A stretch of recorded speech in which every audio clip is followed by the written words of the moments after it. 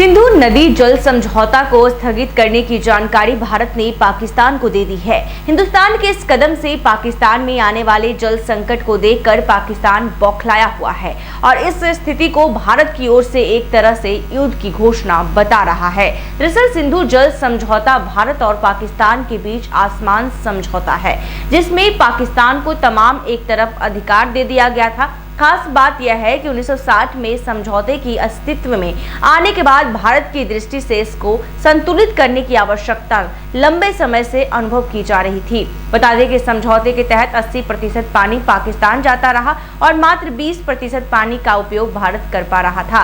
अब जब भारत ने इसको लेकर एक कदम उठा लिया है तो एक और समझौते का जिक्र हो रहा है, जिसका हमारे अन्य पड़ोसी देश बांग्लादेश से रिश्ता है और इसका कनेक्शन पश्चिम बंगाल के साथ बिहार से भी जुड़ता है। बता दें कि बिहार बांग्लादेश के साथ हुए गंगा नदी जल समझौते की समीक्षा की मांग लगातार करता रहा है। इतना ही नहीं, बिहार में तो एक कदम बढ़ाकर इसे समाप्त करने की भी मांग की गई थी। बीते जनवरी महीने में बिहार के जल संसाधन मंत्री विजय चौधरी ने साफ साफ कहा था कि 1996 की गंगा जल समझौते में हमारी राय नहीं ली गई थी और समझौते में बिहार की उपेक्षा की गई। दरअसल जल संसाधन मंत्री का कहना है कि बिहार में जो बाढ़ की समस्या है उसके पीछे एक बड़ा कारण गंगा नदी में भरने वाली जो है कहीं न कहीं गाद यानी सिल्ट है। उनका तो यहाँ तक कहना है कि एक तरह से गंगा गाद से भर रही है तो दूसरी ओर से गंगा मर रही है, यानी समाप्त हो रही है। दरअसल बिहार सरकार का मानना है कि न सिर्फ बाढ़ ही नहीं बल्कि गंगा के प्रभाव समेत इसके जलीय जंतुओं पर भी बेहद ही दुष्प्रभाव पड़ रहा है और पारिस्थितिकी संतुलन में भी बदलाव और बिगड़ाव हो गया है। जल संसाधन मंत्री ने कहा कि इन सब चिंताओं के निराकरण के लिए समझौते का नवीकरण यानी रिन्यूअल हो। बता दें कि भारत और बांग्लादेश के बीच समझौते के तहत गंगा के पानी का बंटवारा 70,000 क्यूसेक में 35,000 भारत के पास और 35,000 क्यूसेक बांग्लादेश को देने की बात है। इस समझौते के तहत गंगा के पानी के बंटवारे में अगर यह मात्र 70 से 75 क्यूसेक है तो शेष जो प्रभाव है वो भारत के पास रहेगा और बाकी 35,000 क्यूसेक पानी बांग्लादेश के पास चला जाएगा।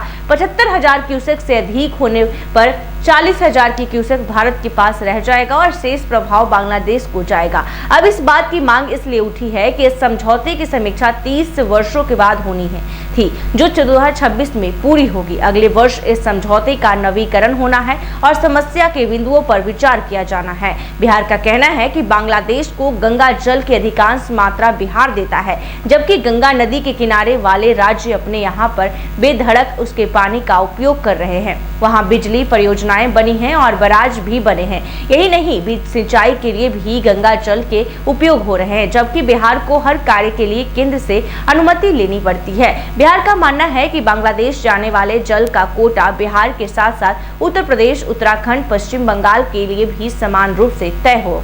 यहाँ भी बता दें कि पश्चिम बंगाल सरकार ने भी बीते जून में यह कहा था कि बांग्लादेश से गंगा वाटर ट्रीटी में पश्चिम बंगाल सरकार से भी राय नहीं ली गई थी। दरअसल पश्चिम बंगाल का भी मानना है कि समझौते के कारण गाद और गंगा नदी में कटाव की विकराल समस्या है। पश्चिम बंगाल और बिहार जैसे राज्यों ने इस संधि पर कई चिंताएं जताई है और इसके लिए फरक्का बराज को भी जिम्मेदार ठहराया गया। बता दें कि वर्ष 2022 में भी पश्चिम बंगाल की मुख्यमंत्री ममता बनर्जी ने प्रधानमंत्री नरेंद्र मोदी को पत्र लिखकर मालदा, मुर्शिदाबाद और नदिया जिलों में गंगा के किनारे लगातार हो रहे कटाव पर चिंता व्यक्त की थी। उन्होंने फरक्का बराज परियोजना प्राधिकरण के विस्तारित अधिकार क्षेत्र को वापस लेने की 2017 में केंद्र के फैसले पर पुनर्विचार करने की भी मांग की थी। वहीं बिहार ने कई मौकों पर गाद बढ़ाने के लिए फरक्का बराज को जिम्मेदार ठहराया। वर्ष 2016 में भी पीएम मोदी की अध्यक्षता